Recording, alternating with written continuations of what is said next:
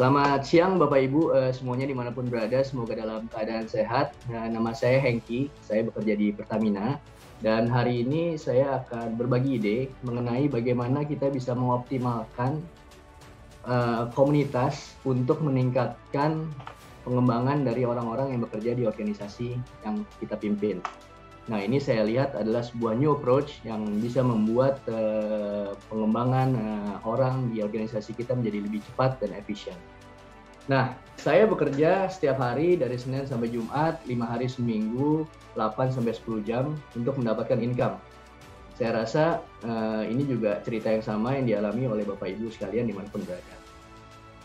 Kadang-kadang saya juga seperti kebanyakan orang lain punya impian juga, punya passive income, di mana dengan sedikit effort saya tetap bekerja, dengan sedikit effort saya bisa mendapatkan tambahan income.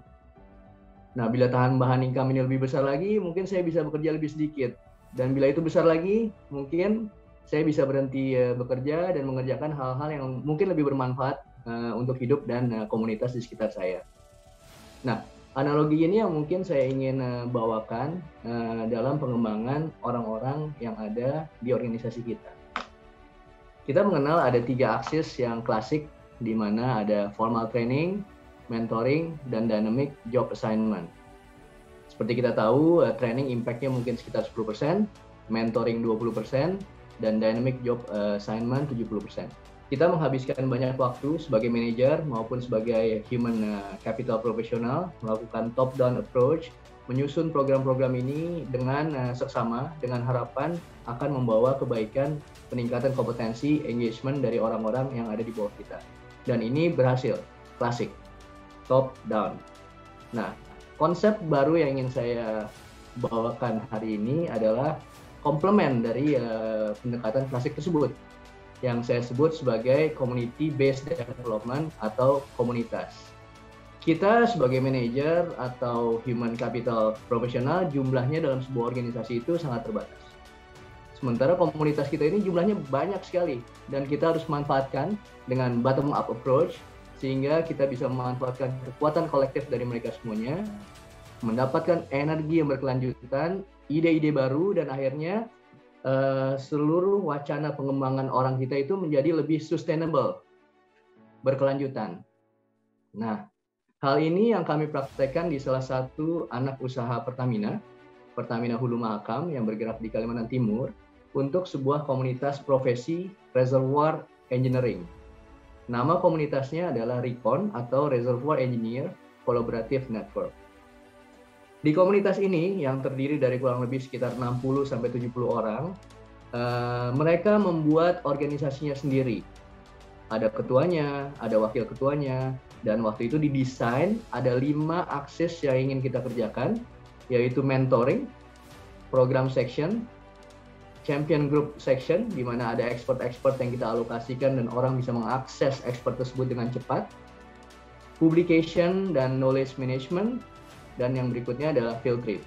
Nah, mereka berorganisasi sendiri, melakukan aktivitas-aktivitas sendiri, sangat bersemangat, dan tentunya harus kita bimbing dalam bentuk arahan-arahan dan support-support yang tidak terlalu memakan waktu kita sebagai manajer maupun sebagai human capital, human resources profesional.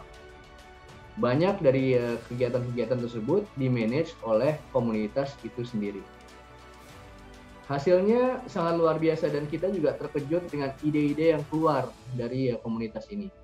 Sebagai contoh, kami di Pertamina Hulu Mahakam beraktivitas mencari minyak dan gas dari dalam bumi. Nah, mereka ingin tahu setelah minyak itu sampai di atas, apa sih yang terjadi?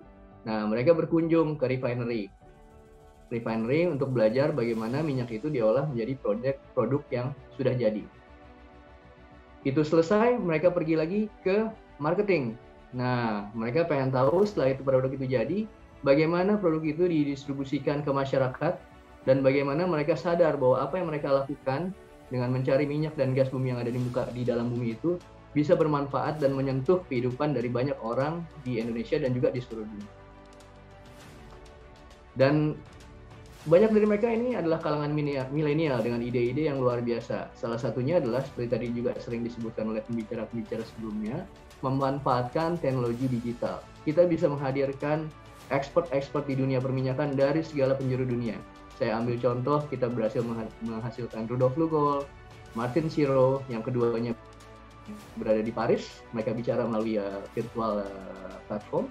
Patrick Gili yang waktu itu berada di Denmark, dan dari lokal pun kita kedatangan Pak Afef di Sasmita, Deputi Country Manager di Algeria, yang waktu itu bicara langsung dari kita dari tengah Gurun Sahara. Nah, anak-anak muda ini juga ingin belajar hal baru, bagaimana melihat tren-tren baru di industri kita ini bisa dimanfaatkan di dunia oil and gas.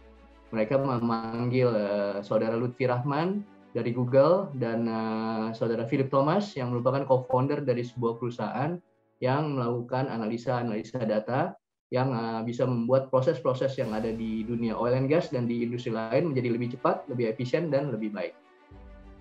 Nah, tentunya setelah kita amati ini semuanya, kita harus measure, kita harus menilai apakah program ini benar-benar memberi impact terhadap komunitas kita. Nah, ini adalah survei yang kita lakukan setelah 2 tahun proyek ini berjalan. Kita memeasure banyak hal, cuma di sini saya sampaikan 3 hal utama. Yang pertama adalah bagaimana mereka merasa technical capability mereka bertambah dengan proyek ini. Hasilnya 97% dari mereka merasa technical capability-nya bertambah. Network-nya juga sangat efisien karena bukan saja mereka mengerjakan atau hadir di acara-acara secara bersama-sama, mereka juga mengorganisasikan acara-acara itu secara bersama-sama yang membutuhkan waktu, dan waktu itu membuat bonding menjadi lebih baik lagi. Dan yang terakhir, mereka merasa menjadi proud atau bangga menjadi reservoir engineer.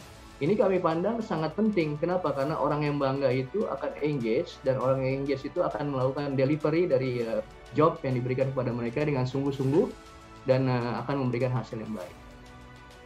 Nah, pada akhirnya dari pengalaman ini setelah lebih dari 2 tahun, bahkan sudah 5 tahun sebenarnya Recon ini berada, saya bisa simpulkan bahwa rahasia dari mendapatkan orang-orang yang kompeten dan engage adalah tetap state of the art of the classic talent development, yaitu mentoring, training, dan dynamic job assignment. Tapi itu semua harus dikombinasi dengan dinamika dan komunitas yang inspiring.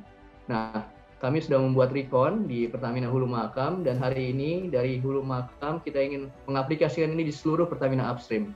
Dari 65 orang, kami ingin mengaplikasikan ke 9.000 orang karyawan di Upstream.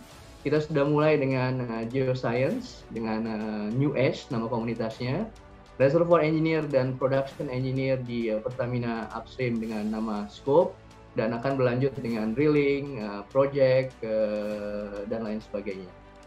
Nah, itu ide yang ingin saya tawarkan pada hari ini. Pada intinya, sebagai praktisioner human capital dan juga sebagai manajer, kita tahu bahwa mengembangkan kompetensi itu berat dan kadang-kadang butuh waktu dan komitmen. Kita harus terus bersemangat, dan kalau ini dilakukan sendirian, maka akan lebih berat. Akan lebih bagus bila ini semua dilakukan secara bersama-sama, komunitas akan memberikan energi, dan kita akan surprise dengan collective power yang dihasilkan oleh orang-orang yang ada di dalam organisasi kita. Demikian, semoga bermanfaat buat kita semuanya. Saatnya kita sekarang menjalani apa yang kita bicarakan. Let's walk the talk.